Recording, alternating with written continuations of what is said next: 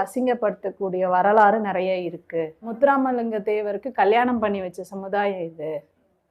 அதனால எனக்கு இது ஒன்றும் புதுசு இல்லை, நம்ம கொள்கையை பார்ப்போம் அப்படின்ற வார்த்தை தான் அவர் சொன்னார்.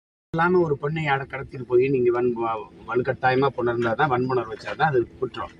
நீங்க விரும்பி படுத்தா அதுக்கு பேர் என்ன? அதுக்கு பேர் என்ன சொல்லுங்க? 15 வருஷமா நீங்க பெண்ணை அப்படியே தூக்கிட்டு போய் நான் வன்புணர்வு செஞ்சு கதற அப்படியே வன்புணர்வு செஞ்சு விட்ட மாதிரி நீங்க பண்ணிக்கிட்டு இருக்கீங்க.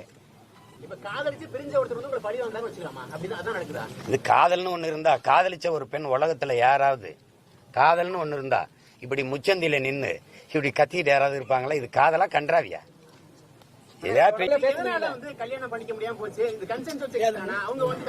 அப்படி ஒரு என்ன சொல்றது, ஒப்பந்தமோ அப்படி ஒரு இதோ இல்ல.